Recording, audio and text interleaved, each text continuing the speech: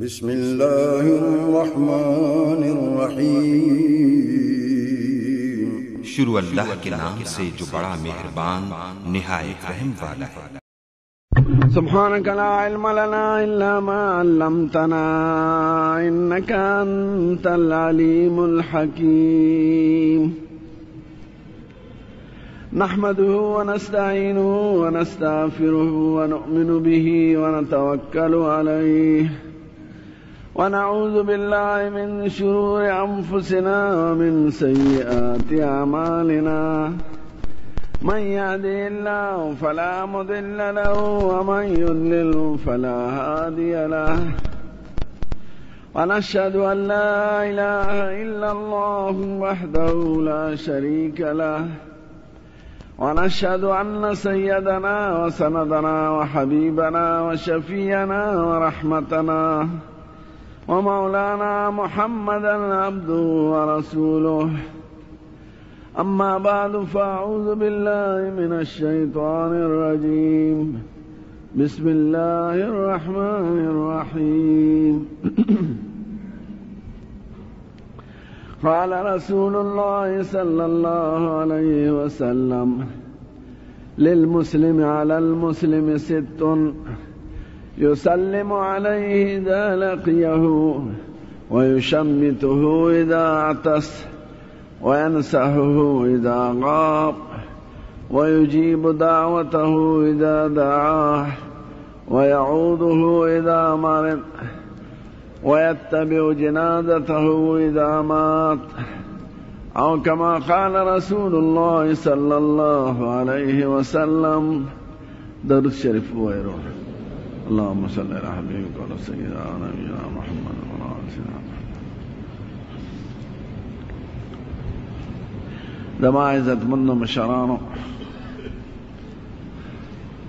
نن درته د یو حدیث شریف معنا کوم. ما ته د زکام لږ تکلیف دی. دا حدیث شریف تعلق د معاشره سره دی. زمونږ د مسلمانانو د عقیده ده چې مسلمانان خپل کور کې ټول لوڼه خویندې دي. د دې ورورولۍ او د دې بایچارې ساتلو دپاره زموږ ښکلی پیغمبر مونږ ته یو څو خبرې ښودلې دي.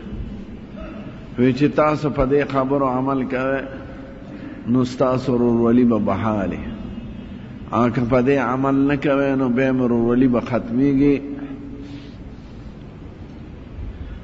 نو په دې حدیث شریف کې 6 خبرې مونږ ته ښودلې دي. وایي په دې 6 خبرو عمل کوئ. اول، یسلم علیه اذا لقیه. مسلمان چې مسلمان سره په لاره کوڅه کې یو ځای شي نو دی به سلام اچوي په یو بل. سور به په پیدل اچوي، پیدل به په ناست اچوي، او کشر به په مشر اچوي. سلام د جهان په هر قومونو کې راغلی دی. انګریزان وی گڈ مارننگ، گڈ نائٹ. ہندوان وی جے رام جی. سری لال وی سکان. خدا مسلمانانو په سلام کې چې کوم مطلب او معنا دا د جهان په قومونو کې نشته. زمونږ سلام دا د آدم علیه السلام نه راغلی. آدم علیه السلام خدای جنت کې چې دنیا کې پیدا شو به جنت ته تللی. نو ملائکې ناستې وې. نو دته څه ملائکې وایي په دوی سلام واچوه. وی څنګه پې واچو؟ وی داسې ووایه: السلام علیکم ورحمت الله. ناغي ورته وی: وعلیکم السلام ورحمت الله وبرکاته. وی زه دا ستا ستړي مشي شو، ستا او ستا د اولاد تر قیامته پورې. دې کې یو 3 معنا دي. اول، السلام علیکم. رور ته د خدای د طرفه محفوظ اوسېږي. د مصیبتونو د فتنو نه د خدای سالم او روغ جوړ ساته، او د خدای رحمتونه او برکتونه دې پتاي. نو هغه ورته دوی وعلیکم السلام. یو مسلمان چې بل ته دعا کوي نو که د دوی په زړونو کې سل منه دشمني هغه دشمني ختمیږي، ځکه په دعا انسان خوشحالیږي. دویم مطلب دا دی السلام علیکم، سلام د خدای نوم دی، خدای دې ستا مل وي هر ځای کې چې ته ستا د امداد کوونکي. نا ورته وي وعلیکم السلام، خدای دې ستا مل شي. دریم مطلب السلام علیکم، روره ته زما د طرفه محفوظ اوسېږه، زه به ستا ښځې ته، ستا عزت ته، ستا بال بچ ته، ستا دولت او ځمکې ته، ستا دکان او عهدې ته او په بد نظر ونه ګورم. نام ورته وي وعلیکم السلام، ته زما د طرفه روره محفوظ اوسېږه. نو دا د سلامتی او د امن یو بل ته پیغام ورکولی. اسلام کې خود دشمنی نشته، او نه د یو بل په ځمکه او په عهده او په دکان قبضه کول شته. نه، ستا سیز ستا دی او زما زما دی. نو وروره ته زما د طرفه محفوظ اوسېږه، ام ورته وایي وروره ته زما د طرفه محفوظ اوسېږه. نو دا یو بل ته د سلامتیا پیغام ورکول. دا معنا د جهان په قومونو کې نشته، په ستړي مشي. دویم حق یشمته اذا عطس، یو سړی چې انټو شي وکړي یو یا دوه نو دی به الحمدلله ووایي، او اوریدونکي به ورته وایي یرحمک الله. دی دی ورته بیا ووایي یهدیکم الله ویصلح بالکم. دا یو انټو شي او دوه د زکام هغه نه. دا ولې به الحمدلله وایي؟ مطلب پکې څه دی؟ نو زمونږ عالمان وایي چې یو انټو شي او دوه چې سړي وکړي نو خدای دته درې نعمته حاصل کړي. نو دی به وایي الحمدلله. اول نعمت دا چې د انټو شي په اسانه وکړه. که د MRI کې بند شوی لکه د سړي هیټ کې بند شي، زړې سترګې روخېږي، نو په اسانه انټو شي وکړه. دویم دا یو انټو شي او دوه دا د دماغ د صحت علامه ده. ګیس ته دماغ نه اوسي، ګیس ټبل ختم شي. دماغ د ټول بدن بادشاہ دی. نو ته به وایې الحمدلله، شکر دی چې دماغ مې ښه روغ جوړ. لیونی سړی وایي دا یو انټو شي او دوه نه کوي، د نزلې او د زکام هغه کوي، خو دا ناڅاپه چې سړی یو کي یا دوه کي دا نه کوي. دا روغ جوړ سړی کوي. نو ته به وایې شکر دی چې زما دماغ روغ جوړ. دریم دا چې د انټو شي وخت کې شکل د سړي روان شي، مخې روان شي، پوزه روانه شي، سترګې روانه شي. تاسو اینې ته ودرېږئ او انټو شي وکړئ چې شکل هم څنګه دی. که دا هم دغه شان روان پاتې شوی دا فالج چې څوک وایي نو مخې کوک پاتې شي که نه، سترګې کږې پاتې شي، خولې کږه پاتې شي، د هغه خو دا خوښه نه.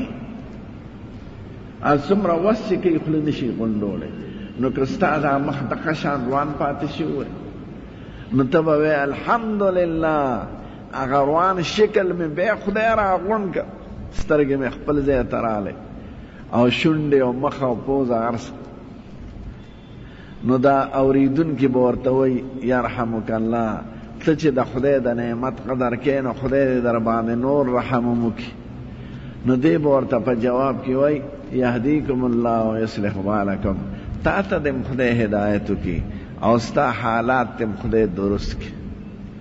نو قسم دی مسلمانی ټول د امن او د سلامتیا خبرې دي، جنگ جګړې نشته پکې.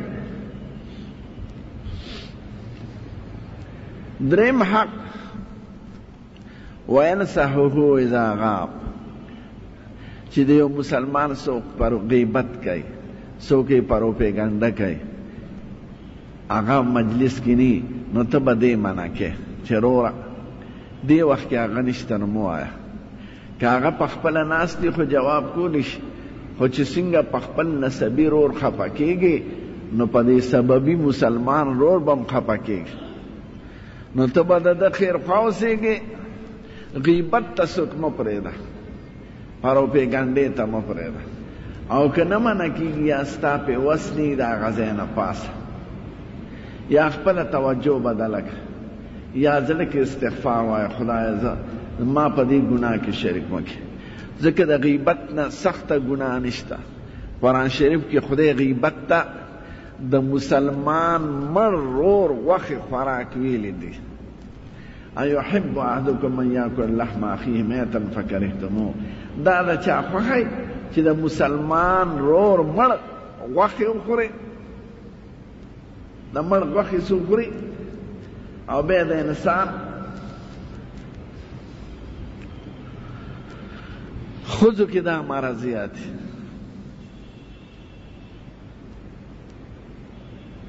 یو دوه ښځې ناستې وې، څه بې ویلي، حضور پاک چاته وی دا لوښي والا یو څه د خولې ته یې نږدې کړ، چې خولې ته یې نږدې کړ چې قب شو، هغه یې قی وکړه او غوښې ته پرېوته. وی دا څه؟ وی دا تاسو د مسلمانانو غوښې خوړلې دي.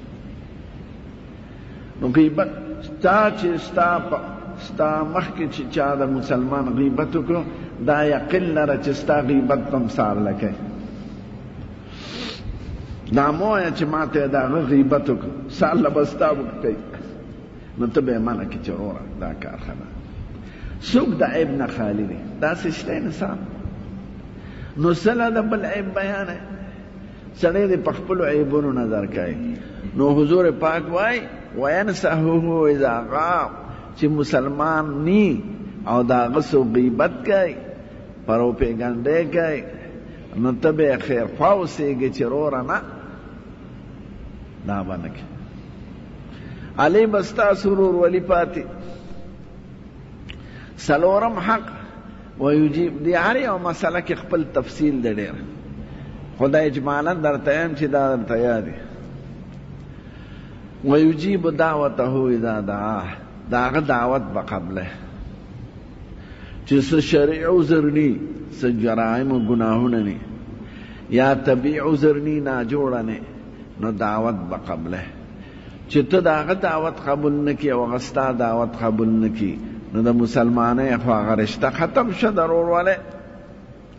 دعوت کې مقصد خوراک نه، د هغه سره د محبت او د مینې یو مظاهره ده، او د هغه په خوشحالۍ کې شرکت وي، نو ته به د هغه د زړه د خاطره دعوت قبله.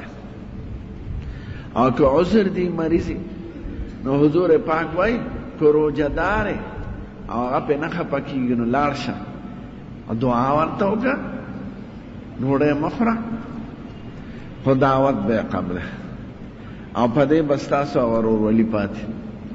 د هغې خپل قواعد دي چې کله به قبله شکي ځای کې چې ډمې ګډېدلي، یا د شرابو مجلسي، یا د فسق و فجور خبرې، یا هغه ډوډۍ ټوله د رشوت او د حرامې، نو مزه، یا د حاکمانو دعوت له مزه.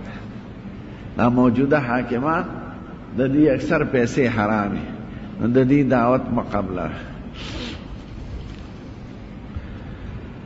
پنځم حق ويعوده اذا مرض، چې یو مسلمان بیمار شي ته به یې تپوس لږ، او چې څومره نږدې وي نو حق یې زیات دی.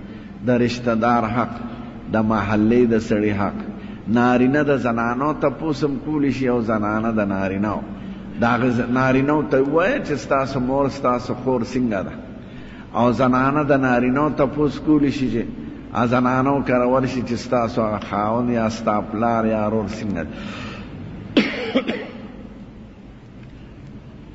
په بیمار پرسه کې یو نفسیاتی خوشحالی دی مریض ته حاصله شي، او چې ورشي او ستا هم جنسی مثلا هغه نارینه تم نارینه، په تندي ولا لاس کېده او په لاس ولا لاس کېده، ته خو ښې انشاءالله.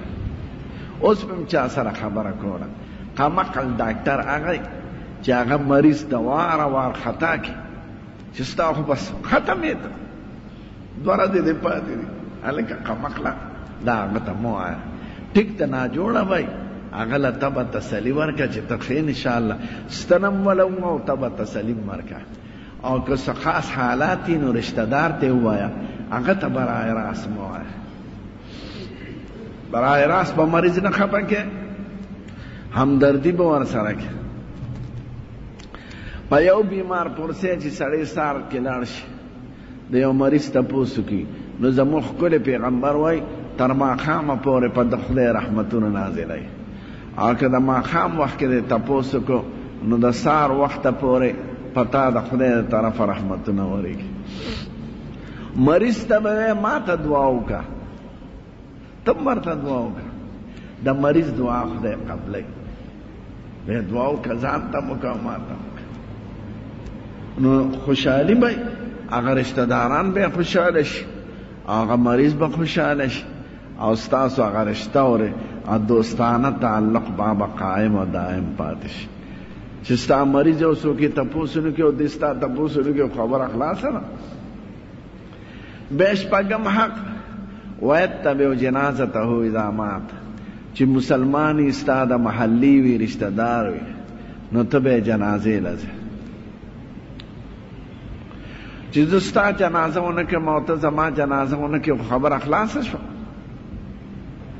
چې څنګه په هغه دا ورځ راغلی دا خو په تا به هم راځي داسې څوک شته چې مرګ ورکره نه دی راغلی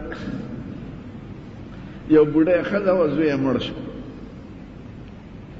او دقه یو زوی و د هغې بلکل حواس خراب شو دماغ یې کار نه کړ زه خو دا زوی نه ښخوم دا به جمدی کېږي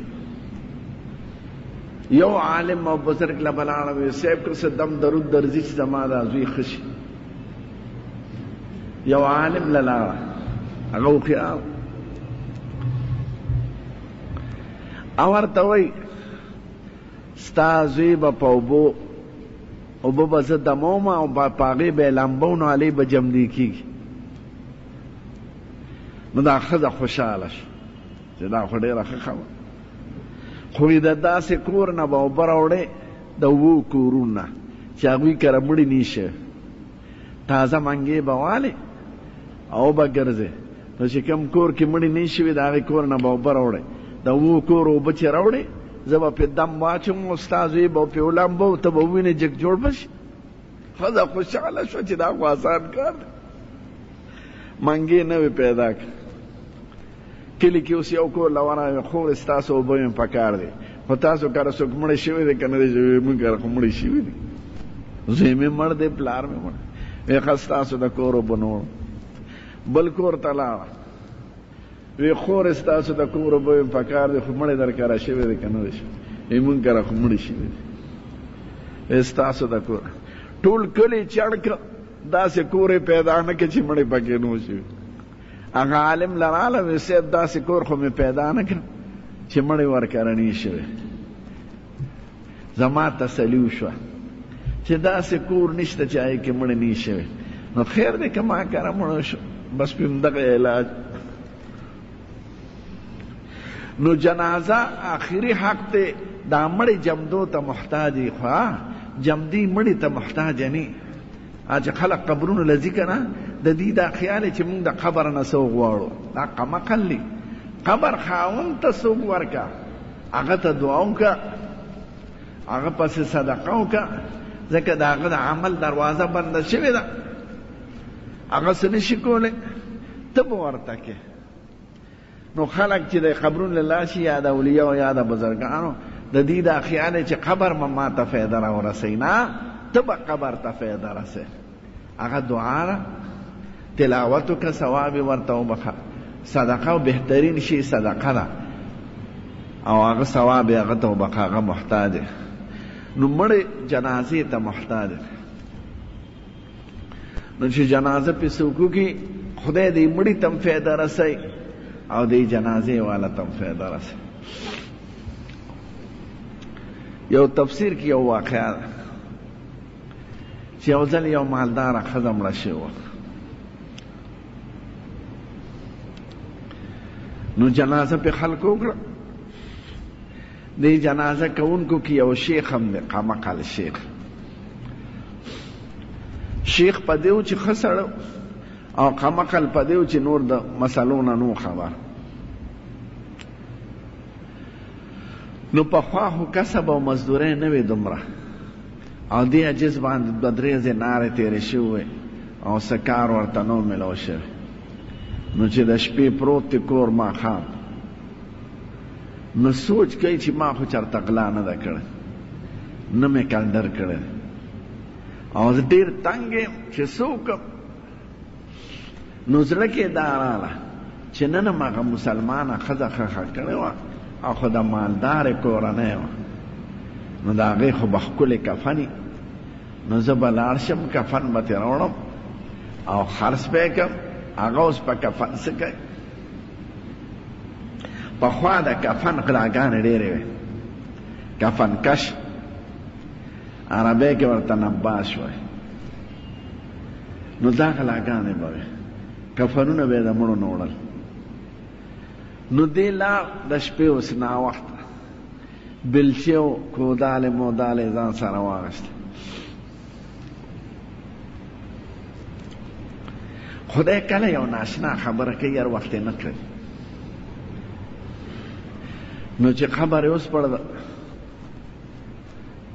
د خپو د طرف، اوس دې کفن ته لاس کې چې دا کفن راکاږي.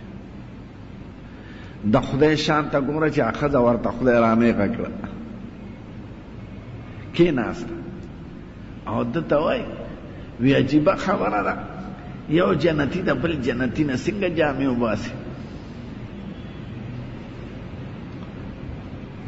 نو خدای د ده زړه م کلک کړه، وی خورې ته خو به جنتي ښکلې ښځه، زه پسه جنتي، ما خو دومره غلط اقدام وکړ چې رالم او ستا قبر مې اوس پړدو داسې د بې عزتۍ کار کوم. وی تا په ما پرون جنازه کړې وه که نه وه کړې؟ پرون چې زه جنازه کې وی او کړې مو. وی خدای پاک ما ته دا ښودلې ده چې زه ستاسو د جنازې د برکته خدای بخلی. ځکه سل نیکان صالحان چې خالص د اسلامي ورورولۍ په وجه په چا جنازه وکړي نو خدای هغه مړی بخي. د خدای لوی دربار د معمولي بانه غواړي که د اسقاط په نیز یو ملا لاړ شي، یا د کلي رسم و رواج، یا مزدور د خان د خاطره، هغې ثواب نی. او چې صرف د مسلمان په حیثیت چې دا مسلمان روړ دی، نیک دی، زه جنازه کې شرکت کوم، خدای پاک دی بخي. وی زه نو دا د حضور پاک وینا ده چې سل نیکان صالحان په چا جنازه وکړي دا مړی خدای بخي. نو ما ته خدای ښودلې ده چې زه پرون ستاسو د جنازې د وجې نه زه بخلی شوی، او ما ته خدای دا ښودلې ده چې په تا چا جنازه کړې ده هغه نن ټول بخلي. نو دې وخت کې تم بخلی جنتي او زم بخلیم جنتي، نو څنګه زما نه جامې وباسې؟ دوی زما د توبه هر څه ورته پرېښودل او قبر یې بند کړ. نو جنازه آخري حق دی. ډېر خلک زمونږ طرف ته جنازې ته به لاړ شي، دوی به لرې ولاړې دا خانان مانان دا چې ځان ته ډېر مهذب وایي، دا د کوټ پتلون والا او دا لکۍ چې د زنې د لاندې ځوړند دی، دا سرکوزي جنازه نه کوي، خپل پلاري موري ځکه ځان ورته بدیم ښکاري او جنازې زده ني.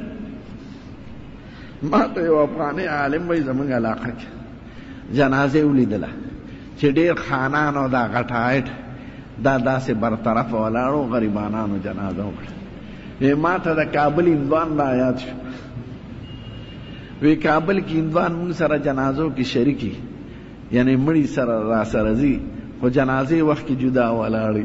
نو ما ته داسې ښکاره شو لکه د کابل هندوان نه چې څنګه دا ته چې جمدې دغه شان به یو ځل مرداره خوره پروت دی، چې ته په بل جنازه نه کې پتا به څوک جنازه وکړي.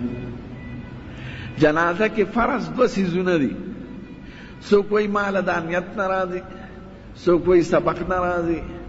نیت خو د زړه څیز ته وایي چې زه جنازې لمونځ کوم بس الله اکبر، دا پخلی وینا په پښتو کې نیت کول یا په عربی کې نیت کول دا نشته. په زړه کې ستاوي چې زه جنازه کوم الله اکبر، نو د زړه خبره خواره سړی راوستی شي. او بیا جنازه کې فرض دوه څیزونه دي، یو ولاړه فرض ده چې سړی معذور نی، او یو دا څلور تکبیره فرض دي. نو ولاړه خوار سړی کولی شي او الله اکبر خو ماشوم هم ویلی شي. نو که هیڅ جنازه نه درځي خو جنازه به کوئ، او که اودس نی تیمم ولا والی شي، آسان کار دی. دوه ځله یو ځل په مخ لاس او یو ځل په لاسونو، بس خلاص. نو تیمم هم آسان عمل دی او جنازه دا منځ کې که سبق درته خو ډېره ښه ده او زده کول یې پکار دی. زه خو دې ته حیران یم چې خلک د دې لیډرانو زنده باد او ناره باد او چغې وایي او خپله د مونځ او دس نه دي زده. زناوره ستا په دې لیډر باندې څه کېږي؟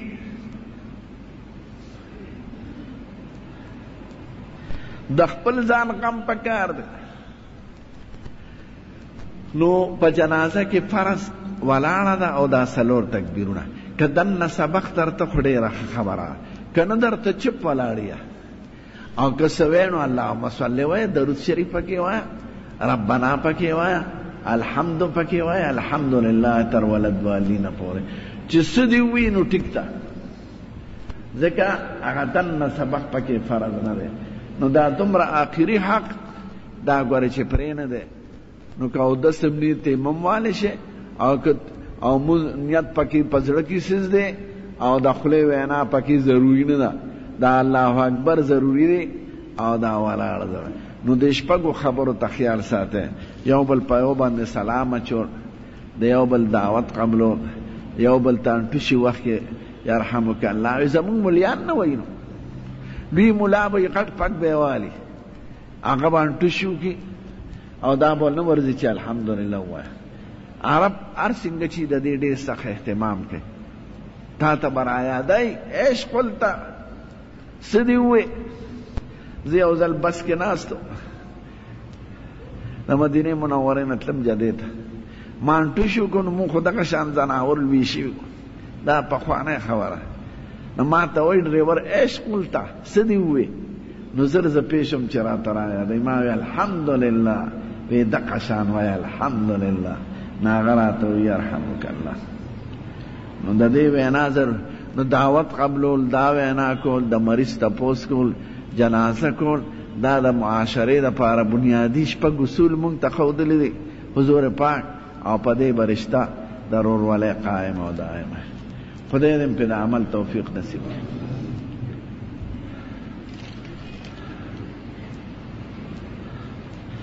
که څلور رکعاتو سنتو کې سړی کینني، ټول مونځ یې شوی دی، خو په کار دا چې دوه رکعاته، هر دوه رکعاته باندې رستو قاعده ضروري ده.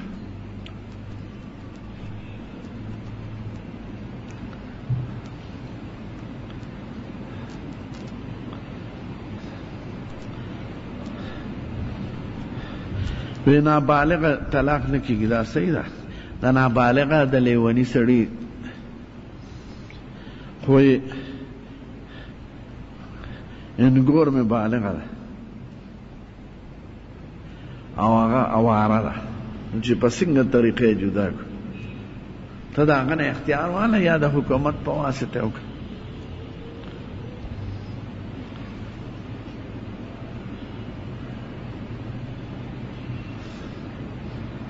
تا ولې زوی له مشره ښځه کوله؟ زوی له هغه ښځه کوی چې عمر یې کم یې لږ. مناسبت ته ګوره، خپل خاندان کې ضروري نه ده.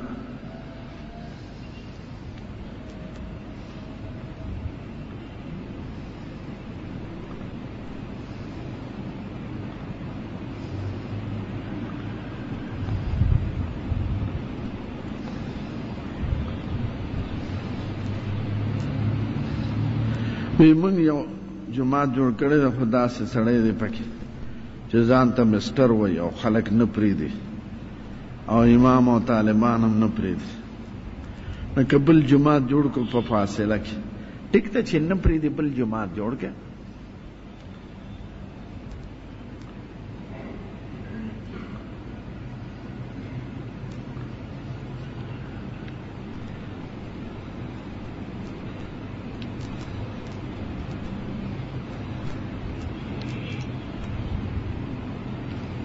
دا حوزنه بیگم چې څه وایي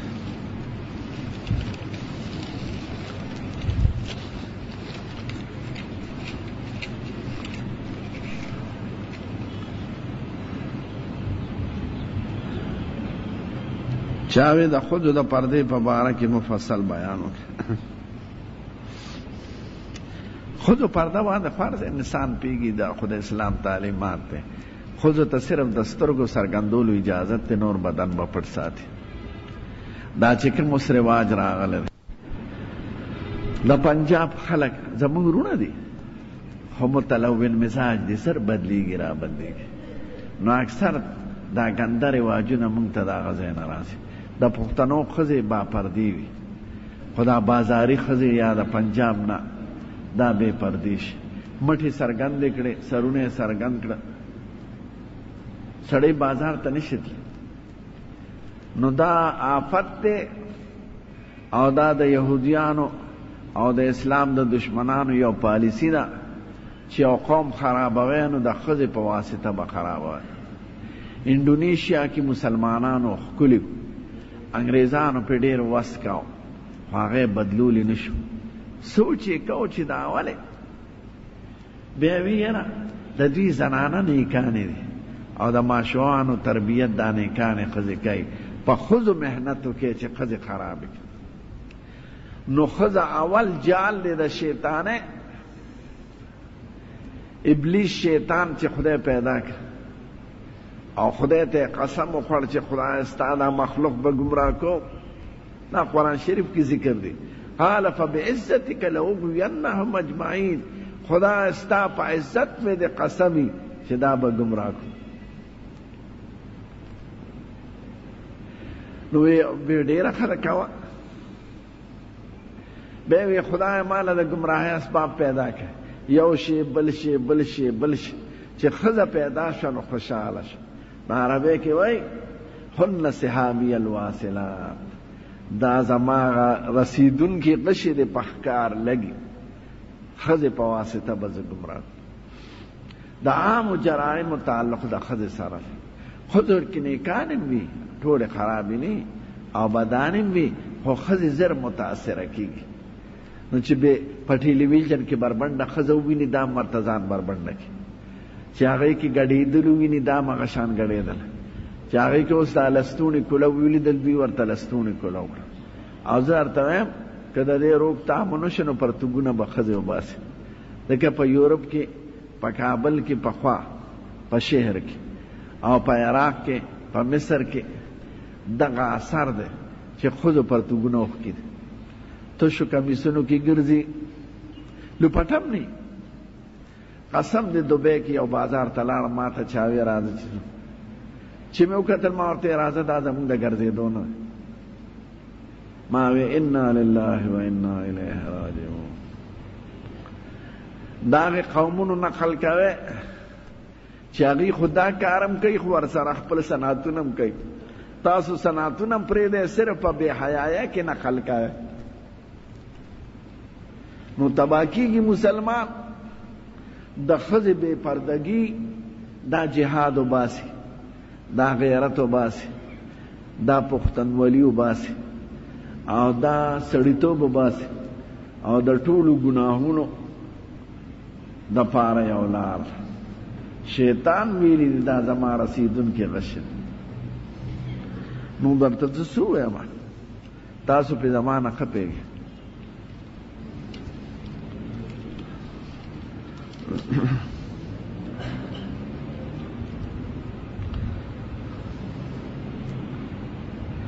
غسل خانه کې د لمبلو وخت کې ګیرې نه یا سر نه ویښته په روزي خیر دی.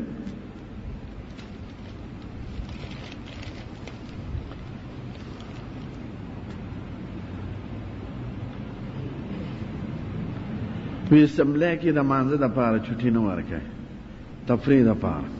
په قومي اسمبلی کې خو زه پاتې شم، هلته خو مانځه دپاره بانګ هم راځي او وخت ورکوي. او صوبایي اسمبلی راته پته نه لګي که وخت نه ورکوي، خدای ډېر جهالت دی او ګمراهي ده او سپیره دی. مونځ خو ضروري دی، مونځ له به خامخا تفریح سي. سګرټو دپاره وخت ورکوي او چیو دپاره او د مونږ لپاره نه ورکوي، نو دا راته پته نه لګي که نه ورکوي خدای غلطي ده.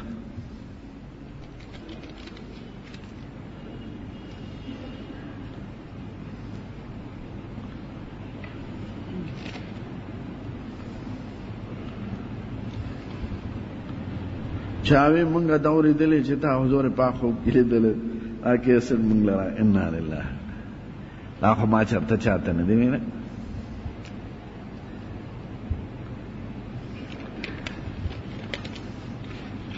مالی دلی دینش الحمدللہ زین کارنو کو ما چرتا تقریر کی ندی مینا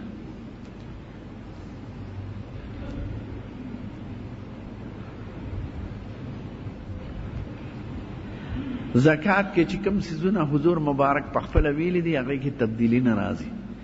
اوس د سرو زرو شل مسقال ویلي دي، یو مسقال سلورنی می ماسی وي، نو شلو مسقال نو نیمه تولې سره زر جوړيږي، نو نیمه تولې سره زر دا نصاب دی د زکات. کله دینه قضې سره کمی هغه باندې زکات نشته. او د سپینو زرې 200 روپۍ ویلې وي، هغه وخت کې روپۍ د سپینو زرو وه، خو روپۍ صدا پاسه درې ماسې وه، نو د هغې 200 نه 2.50 تولې سپین زر جوړېږي. نو که د دې نه کم وي زکات پې نشته. اوښانو کې 15 اوښان یاد کړي دي، ګډو چیرلو کې 40 یادې کړي دي، غواو میخو کې 13 یادې کړي دي. دې نه کم کې زکات نشته. او د هغې خپل تفصیل دی بیا، نو هغه نه بدلېږي. ښه نور څیزونو هغه به د هغې تابع وي.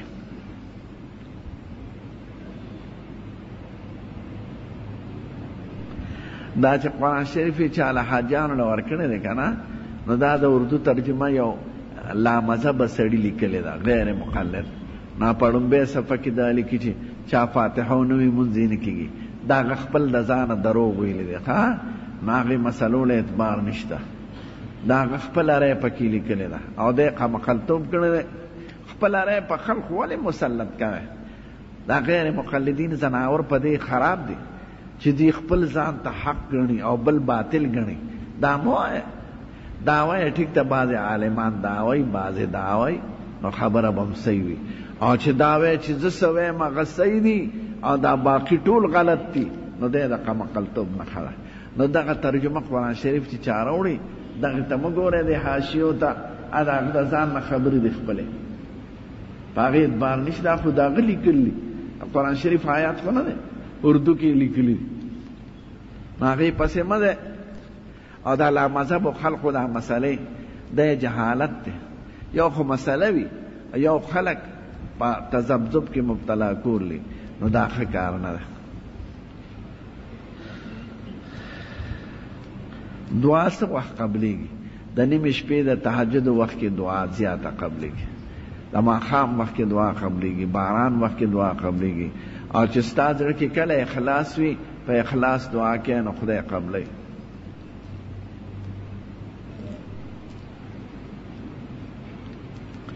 که امام معذوري په ناسته مونځ کوي نو دوه مذهبونو والا وایي مونځ ورپسې کېږي، صحیح ده. زمونږ مذهب کې هم دا ده چې معذور امام پسې مونځ کېږي.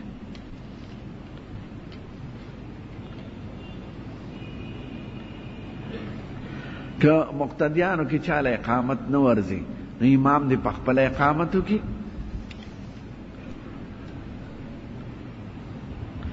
الله اکبر الله اکبر په اقامت کې دواړه په یو ځل دي او په اذان کې جدا دي. الله اکبر الله اکبر.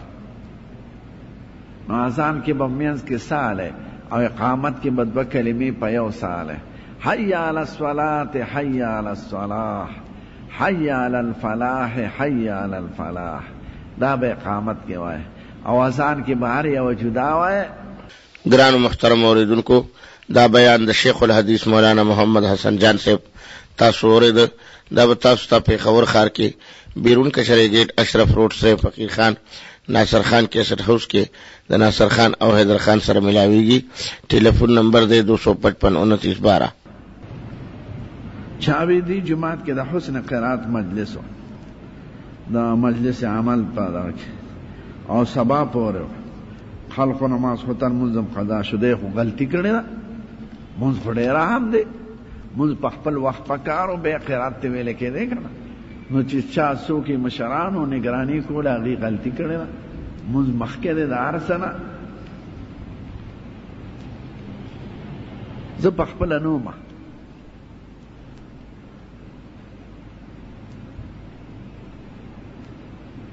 چې هغې مجلس کې چا شرکت کړی دی هغه مرتدان شوي دي دی خو قمقلتوب کړی په مجلس په شرکت څوک مرتد کېږي نه دا خبرې مه کوې په چا حکمونه مه لګوه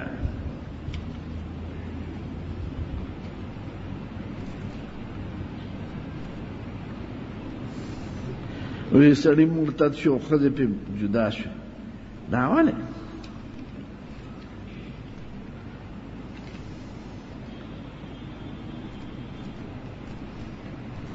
چاوی زمونږ ورور دی په کور کې مشر تعویذونه او ګونډې او دا سحرونه کوي منع یې کې په طریقه که نه منع کېږي تعلق ور سره ختم کې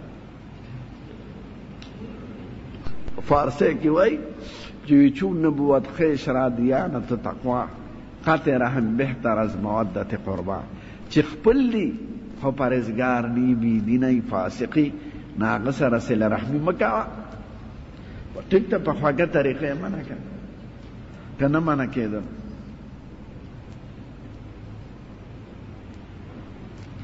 که چا چاله چیلې ورکړي چې چیلې زما ده او بچي به یې شریکي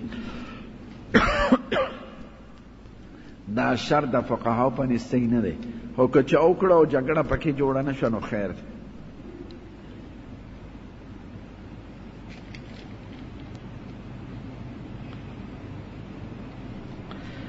که زړه مقبره یو چا پکې جماعت جوړ کړه نو خیر دی 40 کاله چې په یو مقبره تیر شوي او نوی قبر پکې نه جوړ شوی هغه روانولی شي او جماعت پې جوړولی شي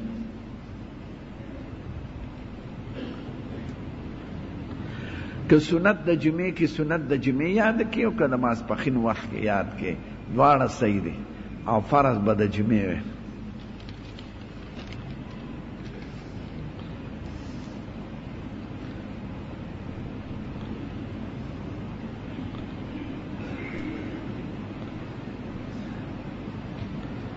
چاوی مونږ سره چا مقدمه کړې وه ناجایزه 15 کاله مونږ پې اوس دعوه کړې ده د هرجانې اغشتې شوتې که حاکم تې درله واغشته نو ټیک دی یو تعذیر مالی دی چې هغه له ورکولی شي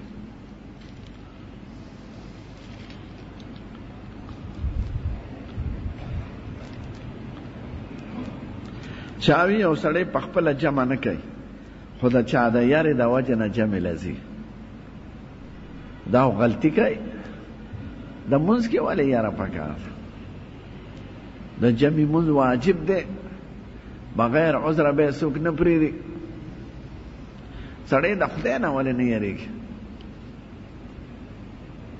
زمونږ ایمانونه کمزور دي چې څوک د خدای نه نه یېرېږي هغه د انسان نه یېرېږي او چې څوک د خدای نه یېرېږي هغه د انسان نه نه یېرېږي انسان څه شی دی داسې یاره خو سړی د سپي نه هم کوي لیونی سپي هغه اصلي یاره د خدای نه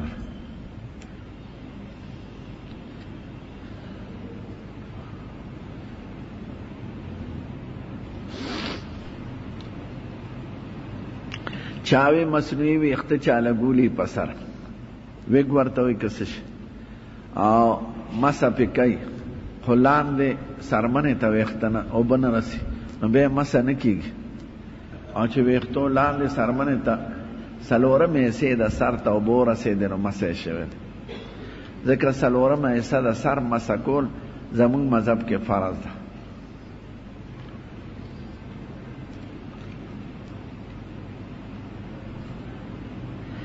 ما حضرت عائشہ بی بی خوب کې لیدلې ده او خندلې بختوره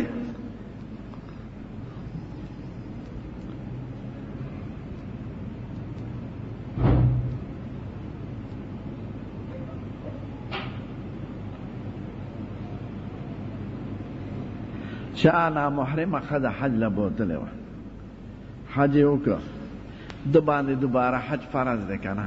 نه، حج پې فرض نه دی، خو د عمل یې د ګناه کړی دی. نامحرمه سره به سفر نه کوي. او ښځې هم حج شوی دی خو غلط کار یې کړی دی، حج پې دوباره فرض نه دی، د دغه عمل نه دی توبه وباسي چې خدای ما نه دا ګناه شوی دی، دا راته معاف کړي. خدای به یې معاف کړي انشاءالله.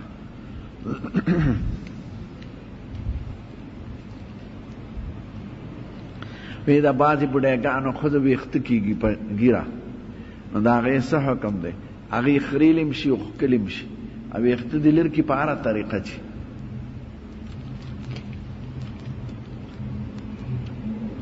یخې خونه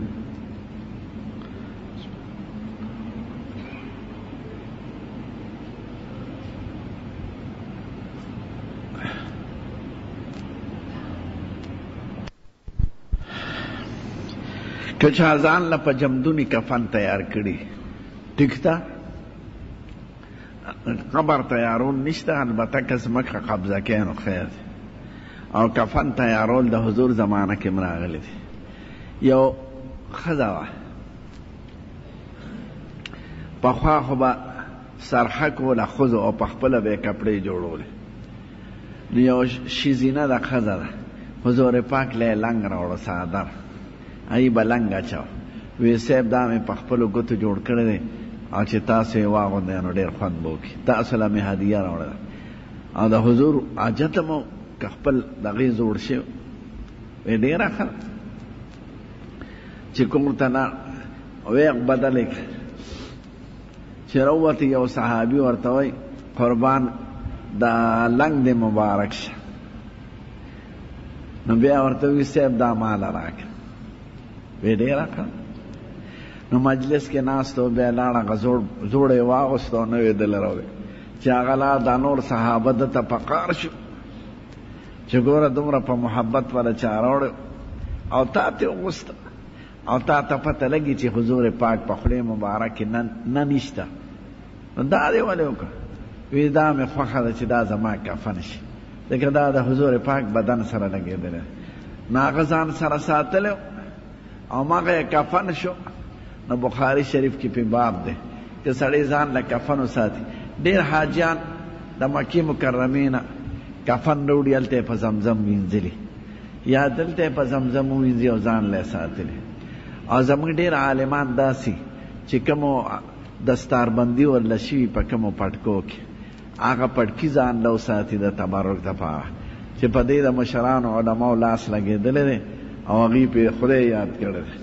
نو خیر دی که کفن سړی ځان له جوړ کړي او ویې ساتي، او په کار دا ده چې وساتي. زنانه دې هم جوړ کړي ځان له کفن او دې ساتي، او د مدینې منورې کفن دې ځان له برابر کړي.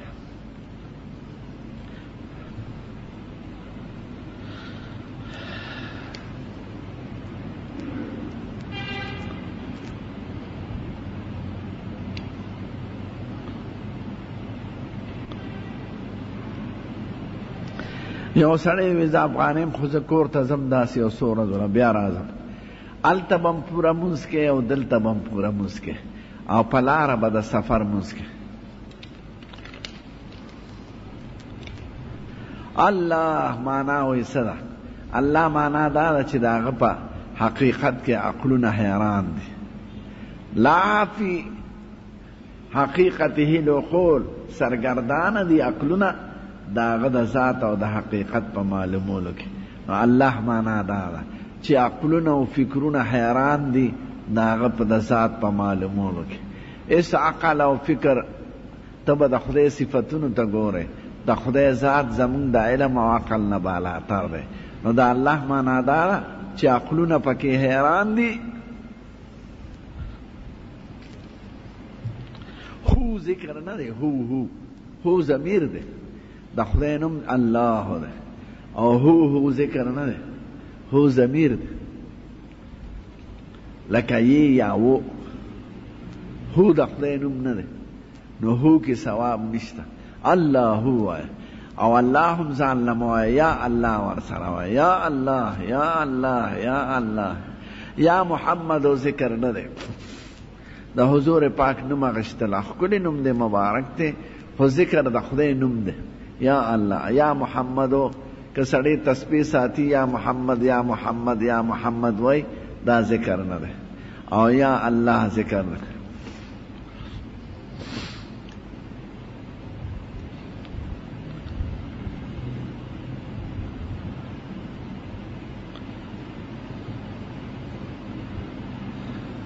عارضی جماعت چې چا په بلډینګ کې جوړ کړي مارکیټ کې داغه حکم د جماعتونو نی هغه وقف نی نو هغه روانول شي بدلول شي. جماعت هغه نه بدلیږي چې په ځمکه جوړي او ځمکه وقف شوي که ځمکه هم نی وقف شوي چې عارضي جوړ کړي لکه بعض خلک په حجرو کې جوړ کړي جماعت هغه بدلول شي هغه ځای نه دې ځای ته دې ځای نه هغه ځای ته.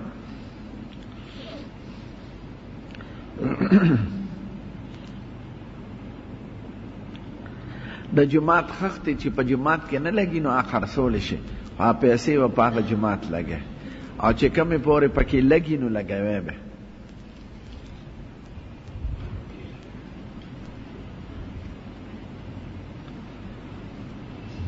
وی زموږ علاقه کې یو پیر دی د جمعې مونځ نه کوي نه نور او بریتونه والي دی وایي زه مجذوب یم دا خو دا مکار دی دروغجن خدای ته رسېدل خو په هغه طریقې چې خدای ویلي دی او رسول وي مونځ به کې او دس به کې زکات به ورکې حج به کې پیري موریدي په دې خو نه رسي خدای ته هسې د ځان. حضرت تانوي صاحب یو لوی عالم تېر شوی دی چا ورته ویل دلته یو پیر دی هغه مونځ نه کوي وی ولې وی هغه وایي زه هر مانځله بیت الله ته ځم نو هغه وخندل زړه کې وی ډوډۍ کم دی خوري وی ډوډۍ خو دلته خوري وی ورته ووایه چې ډوډۍ ملته خوره نو بیا راځه که مونځ هلته بختورتیا وي خو ډوډۍ هم بختورتیا ده. دا دروغجن مکار ټګان برګان دا چرسیان دی قبرونو ته ناستې ګیرې خریلي ما لیدلي دي زناور او دا خلک پې دوکه کېږي او زیات قمقل پې دا ښځې دوکه کېږي یا دا بې علمه شیخان چې ځان ته شیخ خدای ته به په هغه طریقه رسي چې زمونږ ښکلی پیغمبر ویلی دی په چرسو مرسو او د قبر په ناسته او په هو باندې نه رسي په مونځ او دس به رسي.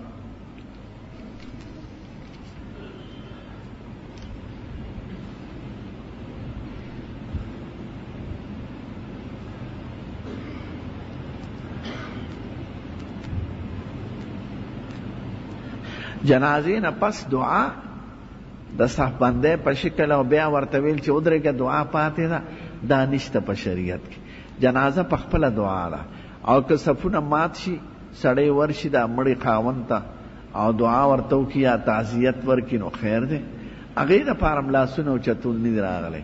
تعزیت وایي دې ته چې د همدردۍ خبرې ورسره وکړي. عزا عربی کې صبر ته وایي. تعزیت معنا د صبر پیغام ورکول چې وروره دا پکې راځي دا به نن په تا د ساله به په مونږ نو دې ته تعزیت وایي. او د جنازې نه پس بیا کینول دا بعض امامان کوي قمقل کینې دعا پاتې ده دا د ځان نه خبرې کوي. جنازه په خپله دعا نه ده اللهم اغفر لحینا ومیتنا وشاهدنا وغائبنا دا ټوله دعا پکې راغله نو بیا دوباره دعاګانې نشته.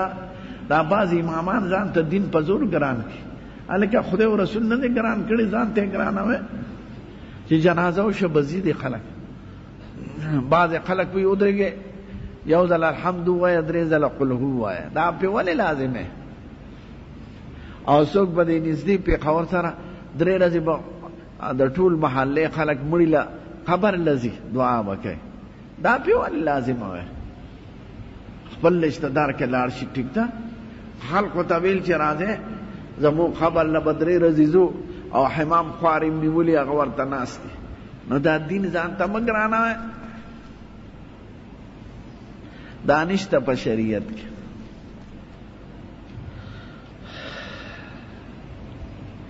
تم بیت الله شریف ته تلې دننه او زه تلم الحمدلله دوه ځله.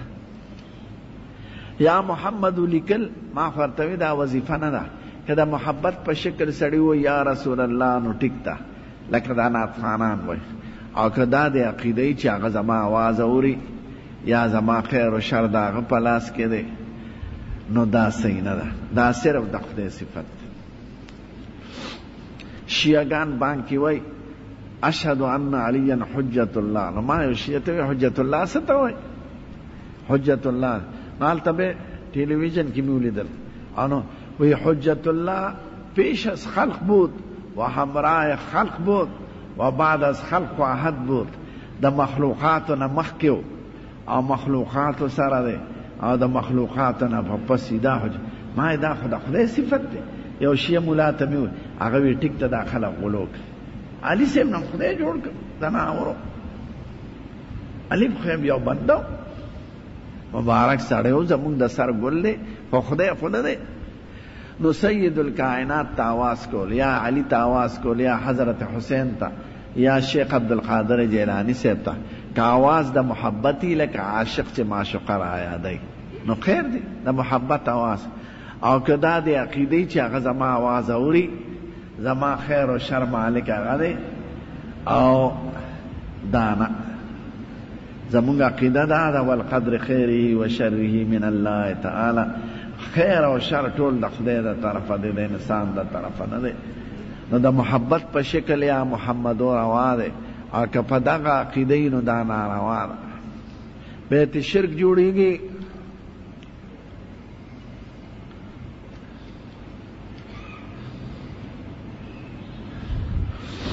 چاوی داسې فلمونه جوړ شوي دي چې زمونږ د حضور پاک او د صحابه جهادونه پکې ښیي، نو که انسان منظر پکې راغلی او د صحابه نقل کوي نو دا ښه نه ده. او که هغه علاقې ښیي صرف، ځکه بعضې سندرې داسې وي ارض القرآن په نوم د قرآن ځمکه، د دیار سمود به درته ښیي، دیار نوح به درته ښیي، بدر به درته ښیي، او د سیډګانو کې او بعضو کې راځي، نو هغه مکانات کې ویني نو خیر دی. خو که د سړو نمونه چې دا ابوبکر دی، دا عمر دی، دا دی، دا حضرت حمزه دی، دا علی دی، نو دا خو دروغ دی، نو دغه بیا ناروا دی. تش مناظر د مکانونو خیر دی، او د انسان منظر پکې ښه نه دی. درود شریف ووایه. اللهم صل علی الحمد لله رب العالمین برحمتک یا ارحم. نصیب مکلیو زل ربا سفر د مدینے، نصیب مکلیو زل ربا سفر د مدینے، ډیر زر د مدینے، ډیر زر د مدینے، نصیب مکلیو زل ربا سفر د مدینے، نصیب مکلیو زل ربا سفر د مدینے. او د ډیر مودې یم د مدینې په تمنا، د ډیر مودې یم د مدینې په تمنا، چې کله به منظور شي دا زارې منت زما، چې کله به منظور شي دا زارې منت زما، یدیدنا یدیدن بکری پجن کے باختور د مدینے، نصیب مکلیو زل ربا سفر د مدینے، نصیب مکلیو زل ربا سفر د مدینے، ډیر زر د مدینے، ډیر زر د مدینے، نصیب مکلیو زل ربا سفر د مدینے، نصیب مکلیو زل ربا سفر د مدینے. او د چا په مخ چې رب کړل سرګند خدای، د چا په مخ چې رب کړل سرګند خدای، د چا په مخ چې لاړه د دنیا نه سیاهي، د چا په مخ چې لاړه د دنیا نه سیاهي، یادېږي مې یادېږي مې هغه د حسن مرد مدینے، نصیب مکلیو زل ربا سفر د مدینے، نصیب مکلیو زل ربا سفر د مدینے، ډیر زر د مدینے، ډیر زر د مدینے، نصیب مکلیو زل ربا سفر د مدینے، نصیب مکلیو زل ربا سفر د مدینے. او چستوري د اسمان تماشا کوي د برا چستوري د اسمان تماشا کوي د برا چې واړه کائنات دل فیض بغرورا چې واړه کائنات دل فیض بغرورا زاری کی شپور شمس و قمر د مدینه نصیب میکړی او زل ربا سفر د مدینه او نصیب میکړی او زل ربا سفر د مدینه ډیر زر د مدینه ډیر زر د مدینه نصیب میکړی او زل ربا سفر د مدینه نصیب میکړی او زل ربا